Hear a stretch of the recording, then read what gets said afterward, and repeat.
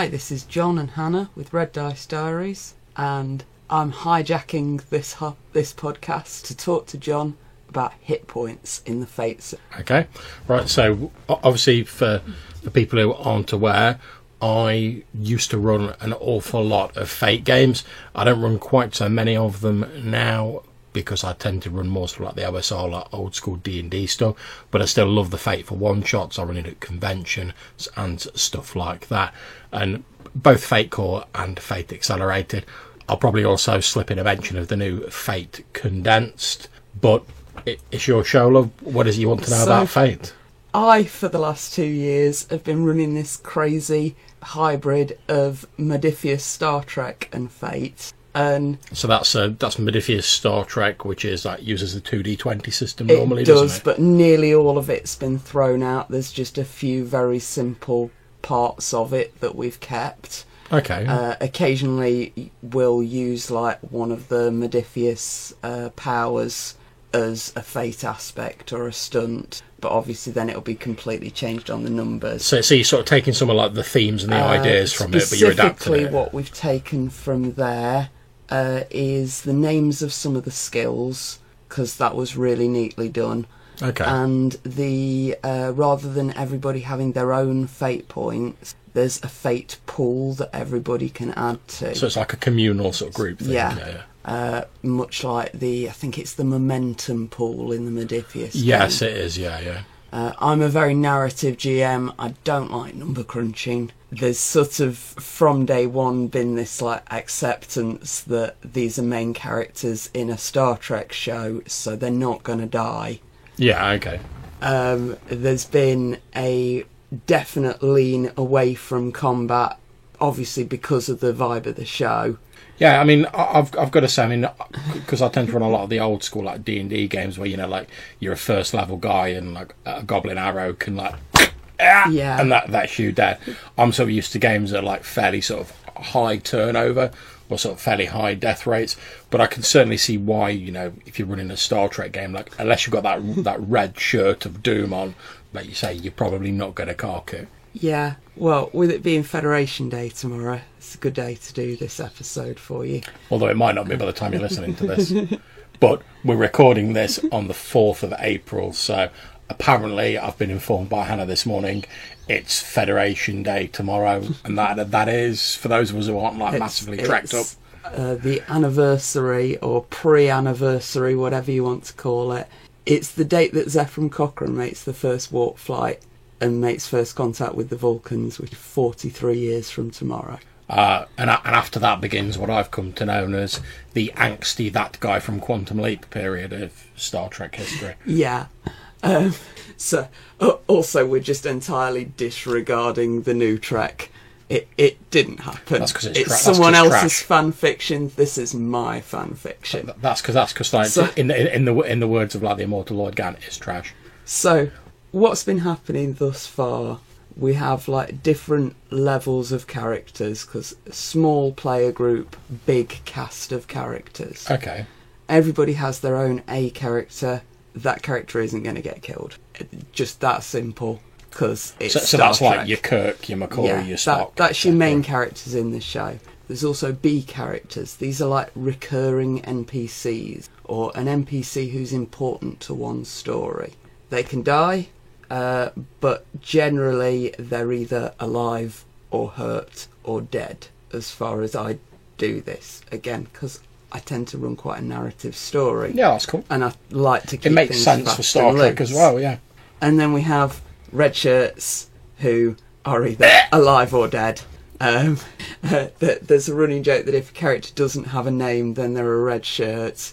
Thus, one of my players insists on every time a crewman is mentioned, giving them a name to try and stop them getting killed. Stop them getting killed. That's fair. Well, I like that because it's got a definite charm to it. Yeah, I like that because, like, yeah, obviously, like, it's cheesy, but it works with the subject you're going for. Yeah. Because, like, let's face it, when you're watching like the old Trek, it's like when someone comes in and they're like, "Oh, you're Ensign," and they have like they have no name, or they're just called Ensign, or they have like a really generic name, like, "Oh, Ensign Smith." You're like, "Well, they're dead." But then when they come up and they're like, "Oh, Professor Worthington Smythe," and you're like, all right, well, they're obviously safe because they've got like a name and a bit of a backstory, so that sort of makes sense. Yeah. But anyway, you said you wanted to know something about Fate. So what is it? As the game's expanded, they've moved from a ship to a space station. Right. And okay. I've now got a lot more sort of grey area characters, people who aren't necessarily bad guys, but Also they're like morally grey. Yeah, they're not necessarily working in favour of things that the rest of the player group are working towards. Okay. So hit points, I think, are going to become a lot more important. Because It's there's likely to also- be more combat and stuff. As I'm expanding the player group, because I've now got, I think, 8 players who turn up now and then. Okay. I won't get more than 4 for one story, but loads of different people. I think it's more important to have this sort of more solid system for it. Okay. That makes So- sense. Yeah. Yeah, at the moment, if somebody gets hit by a weapon or a console explodes in their face or whatever, they're either hurt a little bit, hurt a lot, knocked out, or dead. Okay. And obviously, some of those stages I just skip with NPCs and red shirts. Yeah. So like say if you're a red shirt, you're either alive or dead. Yeah, Yeah.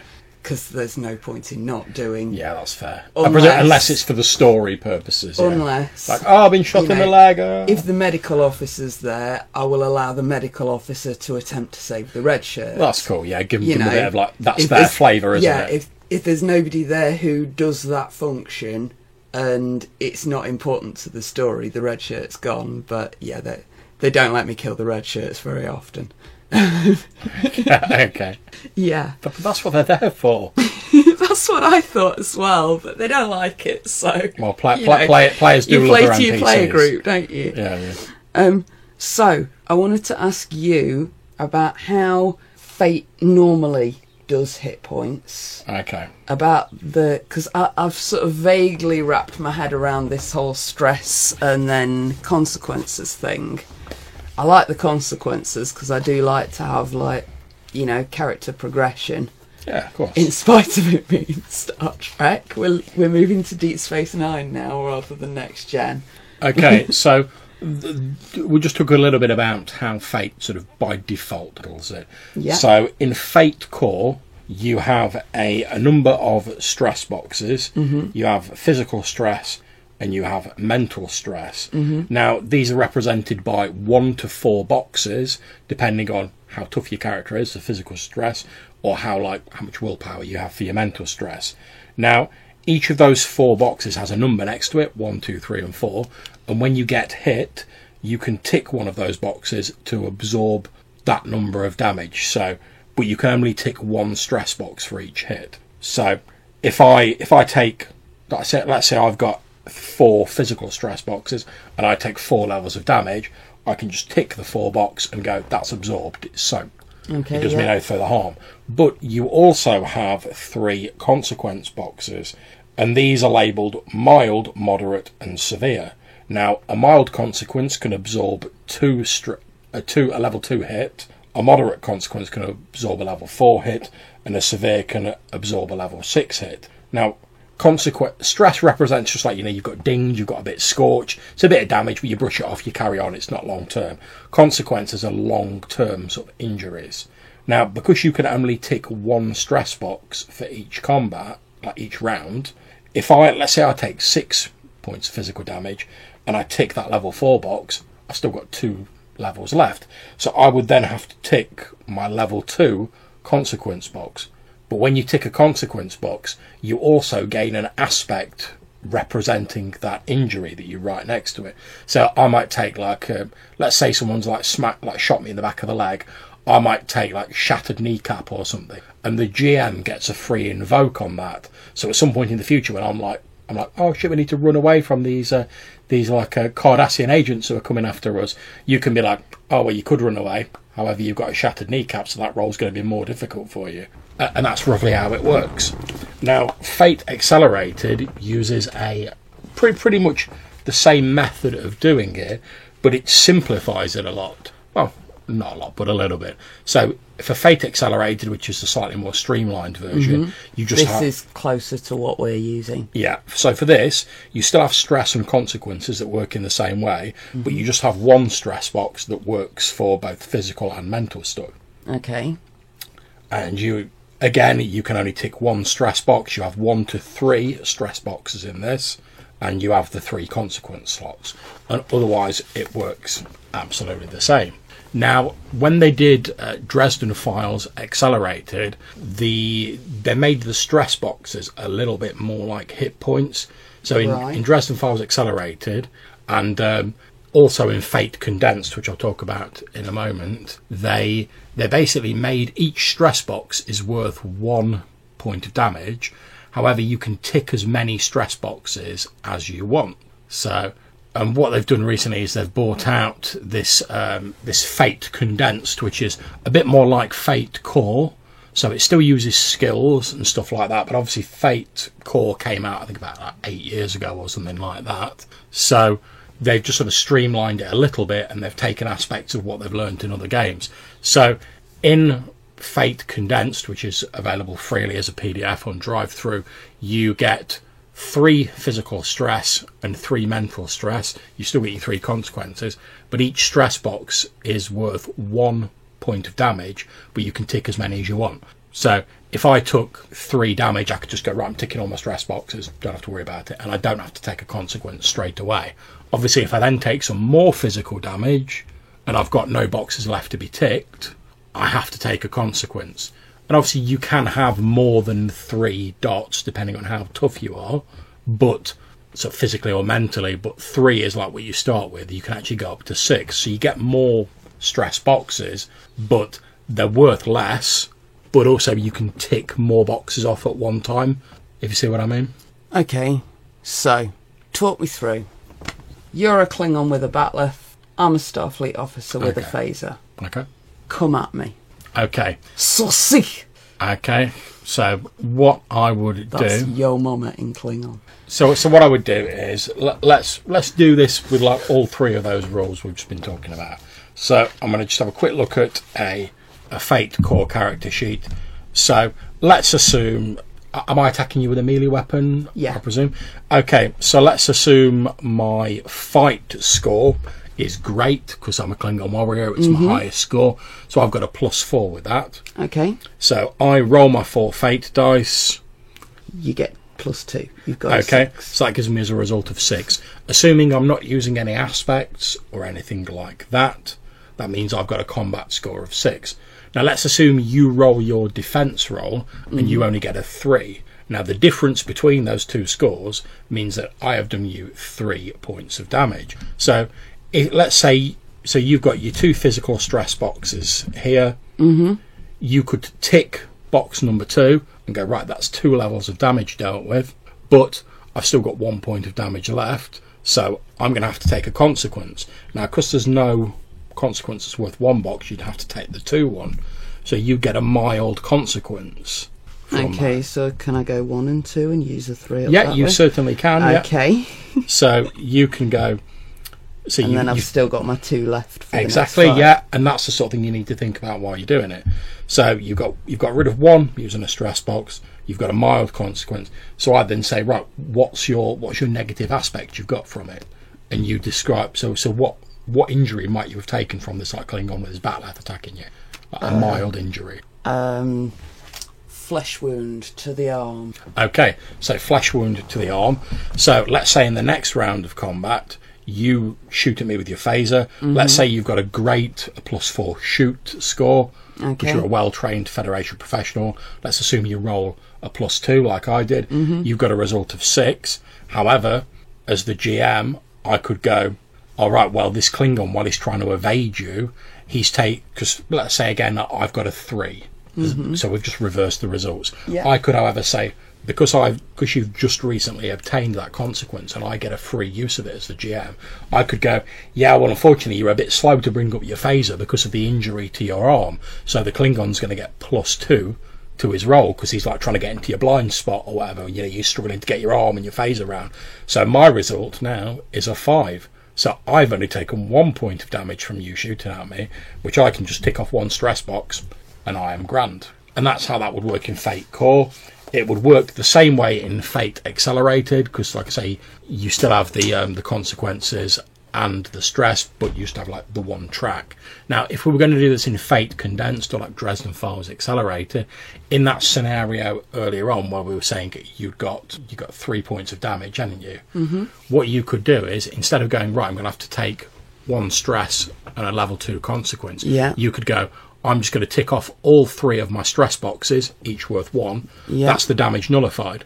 So you've taken no consequences at all. So under those conditions, when it came to fighting, shooting your phaser at the Klingon, I wouldn't have a negative consequence to use against you. So you'd still be doing the 3 damage to me. So I think part of the reason they've done this is because it makes it a little bit more like hit points, so it's more familiar to people. It's less of a sort of leap. I mean, it's not a very complex system originally, but... Here's the thing.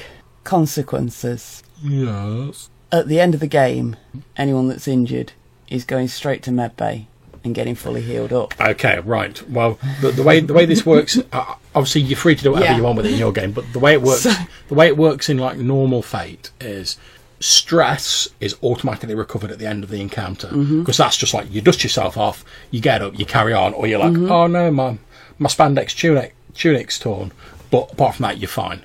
Now, consequences, you need like dice rolls to like heal them. Right. So with the mild consequences, you're like, oh, I've got like a rough arm, or whatever. I've been shot in the arm. You'd have to make a roll to heal that. Recovering from consequences in Fate Core, in order to regain the use of a consequence slot, you have to recover from it. That requires 2 things: succeeding at an action that allows you to justify recovery, and then waiting for an appropriate amount of time. So before you can even start healing, like your doctor or whatever has to make a medical roll based on, and the difficulty is the number of the consequence. So it's difficulty 2 for a mild one, difficulty 4 for a moderate, difficulty 6 for a severe. If that roll is made okay, you rename the consequence to represent the fact that it's healing. So you might change it from like shot up arm to like bandaged up arm, or arm in a sling. So you've still got the consequence, but you know it's healing. You then have to wait. If it's a mild consequence, you have to wait for a scene. If it's a moderate consequence, you have to wait a whole session after the recovery action's been made. For a severe consequence, you have to wait like a whole scenario, which normally is 2 to 3 sessions, but you know, it's an adventure. It's worth of time. So that's roughly how it works in most Fate.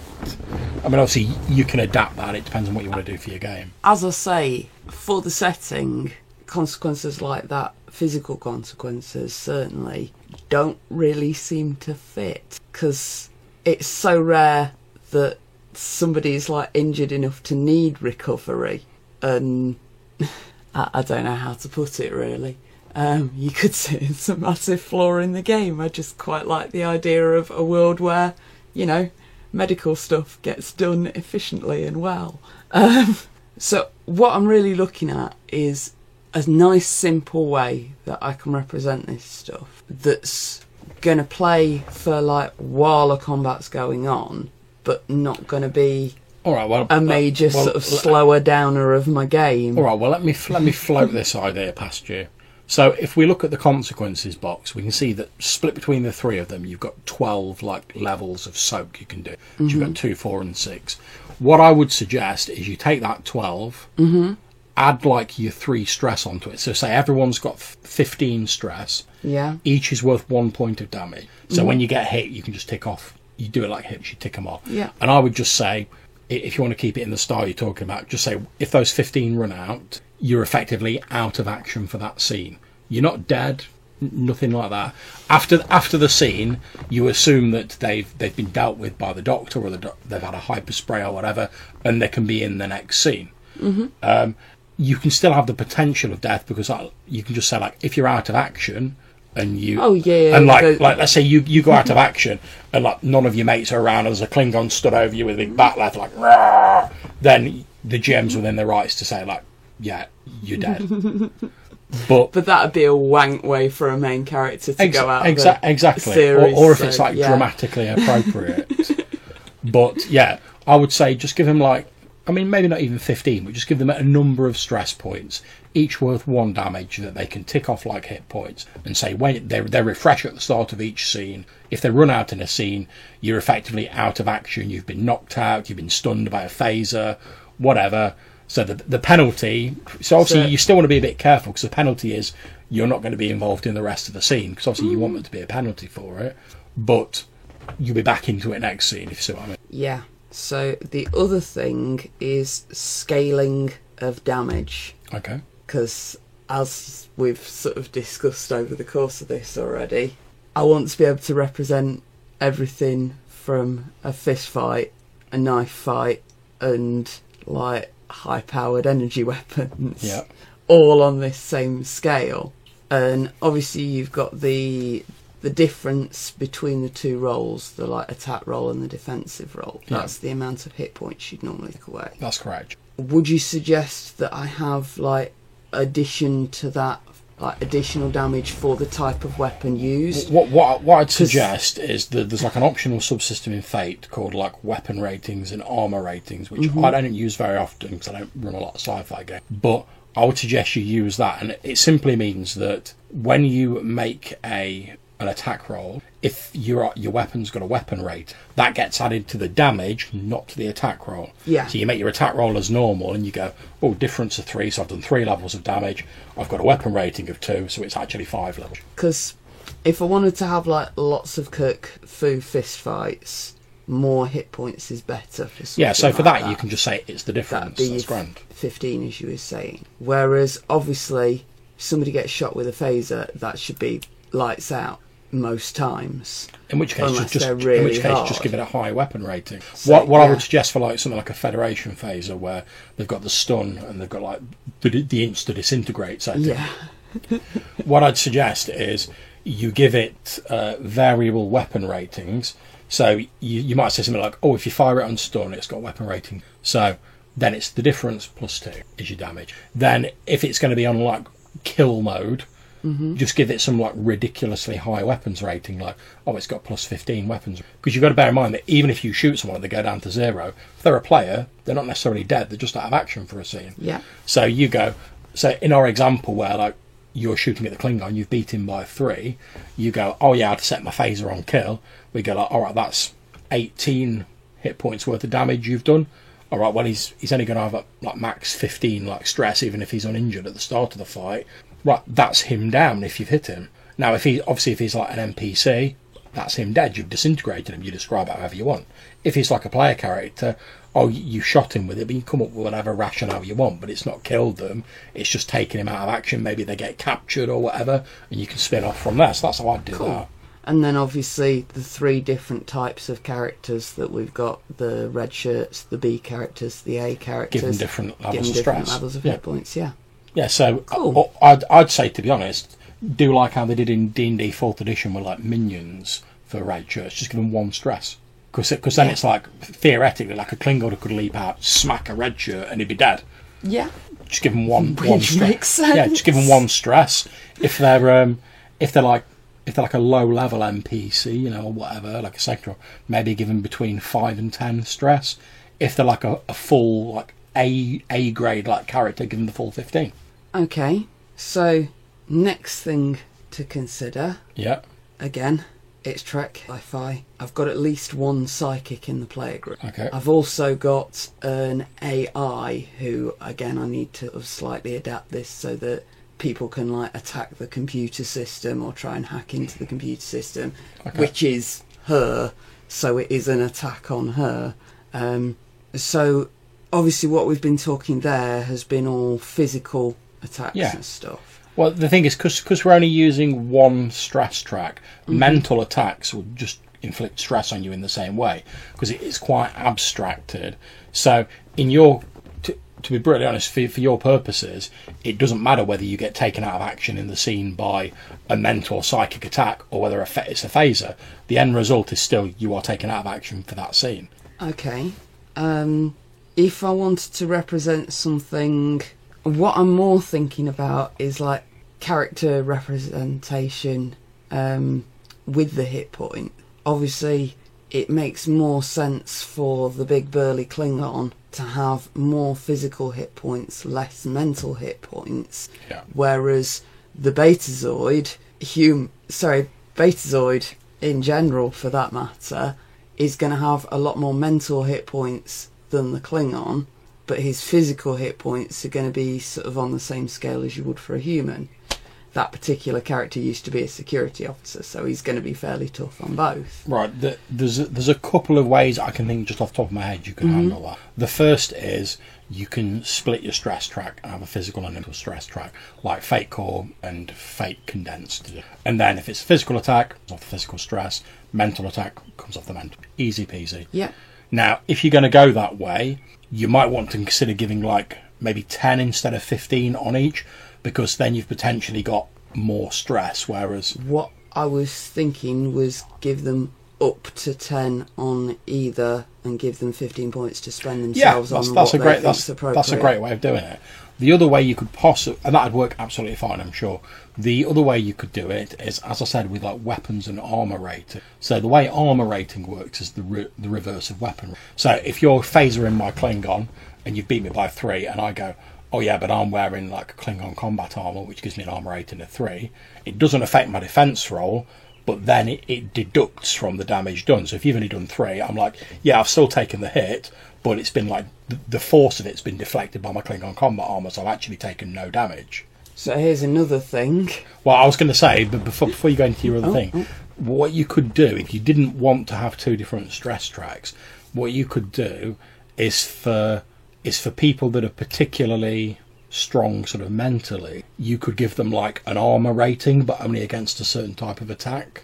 So you could say for like the Betazoid, you could say, yeah, it takes a physical attack, takes it normally. However, they have like armour rating 2 against mental attacks, so they'd be less likely to take damage off their single stress track from a mental source. Okay, so this then brings you on to the different species in Star Trek. For example, Klingons are resilient to energy weapons. Ferengi are resilient to Betazoid mind reading. Okay, right. Now, I think at the moment, their high concept always includes their species. Yeah. So it might be human, it might be Klingon, it might be... If that's sort of something that's in the show, I would probably just go, oh well, shortcut. Yeah, everybody knows. I would that's stick with just that. Just have the high concept. Now, the way you can use that is obviously using the existing rules for aspects.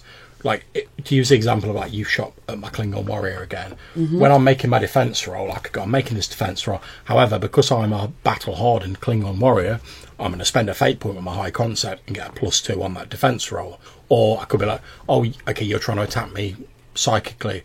Well, but because I'm a Betazoid trained in telepathy, I'm going to spend a fate point and get a +2 to my defence roll. And I would just keep it as that, because that's nice and simple. It uses the rules you're already using. You don't need to add anything else. Grand. Well, thank you for helping me sort that out. That's all right. Happy Federation Day, folks. Live long and prosper. Indeed. New Star Trek's trash. And we'll see you all soon. We hope you've enjoyed that episode. If you want to get in touch with us, you can drop us an email. The address is rddrpgpodcast@gmail.com.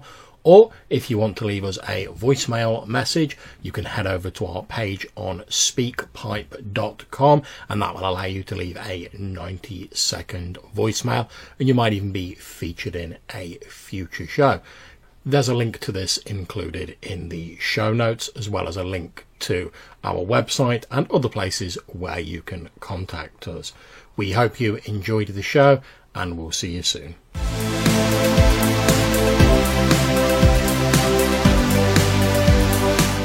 My math sucks. Let me record that again. I can't actually remember, because it's been a while, what the healing times are, so I'm going to actually look those up in the book. Oh, sorry. That's all right. Well, so obviously we're going to edit this out. I'm going to drag on my name.